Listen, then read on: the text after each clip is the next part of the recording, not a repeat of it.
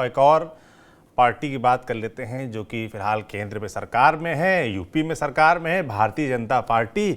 और उसके करीब 24 प्रत्याशियों की लिस्ट उत्तर प्रदेश से जुड़ी आनी बाकी है। बड़ी चर्चा है, लोग बड़ा इंतजार कर रहे हैं कि आखिर कब ये तीसरी लिस्ट आएगी और इसमें किनका किनका पत्ता कटने वाला है। बताया जा रहा है कि चुनाव समिति की बैठक हो गई है। अब दिल्ली में जो केंद्रीय मुख्य प्रमुख दल है, चुनाव समिति है, उसकी बैठक होनी है। तो क्या कुछ चर्चा हो रही है? क्या अगली लिस्ट में हम उत्तर प्रदेश के नामों को देखेंगे पंकज जी? जी हाँ, बिल्कुल। हम जो कह रहे थे कि पिछले वाले में जब कैंडिडेट डिक्लेयर हुए थे ना, तो उस वक्त यूपी का कोई चर्चा नहीं थी, लोग कयास लगा रहे थे। अब लेकिन यूपी का नंबर आ गया है। आज अच्छा। बीजेपी कोर कमेटी की बैठक होगी, जिस कोर कमेटी में मुख्यमंत्री योगी आदित्यनाथ हैं, वो रवाना हो चुके हैं लखनऊ से दिल्ली के लिए।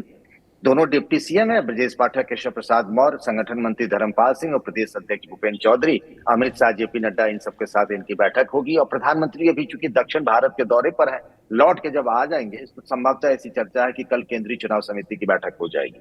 तो उस बैठक के बाद या तो कल देर रात में टिकटों का ऐलान हो जाएगा उम्मीदवारों का, यूपी के जो 24 सीटें होल्ड पर हैं, या फिर हो सकता है कि परसों हो जाए। अब अच्छा। देखिए, सबसे ज्यादा लोग जो जानना चाहते हैं वो मामला ये है कि भाई अपने वरुण गांधी और मेनका गांधी का क्या होगा। मेनका गांधी को कहा गया है कि सुल्तानपुर नहीं, अब जाइए पीलीभीत, तो वरुण का क्या होगा?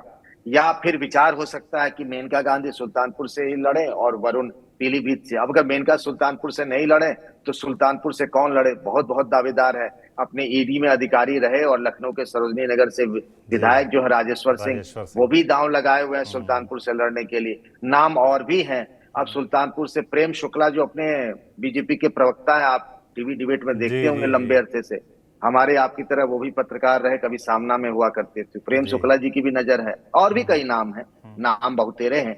आज जो कोर कमेटी की बैठक होगी उसमें शॉर्टलिस्ट करके 2 नाम कर लिए जाते हैं, अमूमन परंपरागत रूप से, कोई नियम नहीं है बीजेपी में जी जी। इस तरीके का, लेकिन परंपरा रही है, तो शायद उसमें चीजें आ जाएंगी।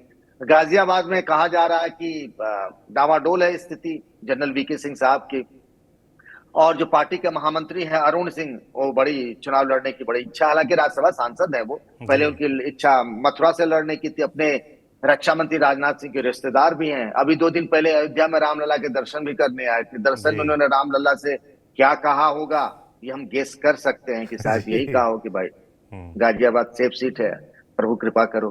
तो जी। उनके नाम की चर्चा है गाजियाबाद से।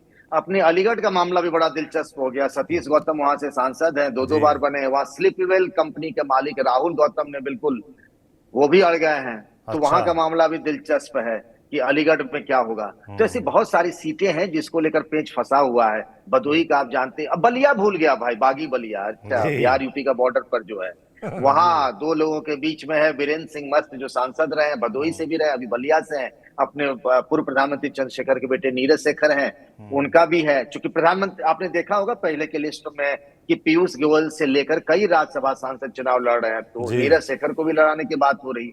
अब फाइनली प्रधानमंत्री किस पर मोहर लगाते हैं, तो थोड़ा इंतजार करना पड़ेगा इसमें। लेकिन अब वो सिलेक्शन स्टेज में आ गया, प्रोसेस में आ गया है कि यूपी के 24 सीटों के बारे में फैसला जल्द होना है। बिल्कुल। तो कुल मिलाकर अगली लिस्ट में उत्तर प्रदेश के इन बचे 24 प्रत्याशियों के नाम होंगे जो फाइनल होंगे। बाकी बीपी हाई लो तो तमाम जो भी दावेदार हैं उनका हो रखा होगा। और आज दिल्ली में बैठक होनी है कोर कमेटी की और कल चुनाव समिति की बैठक है, जिसके बाद उम्मीद जताई जा रही है या कल रात तक या परसों दिन में लिस्ट अगली आ सकती है। बीजेपी की चुनाव घोषणा तो हो ही चुकी है।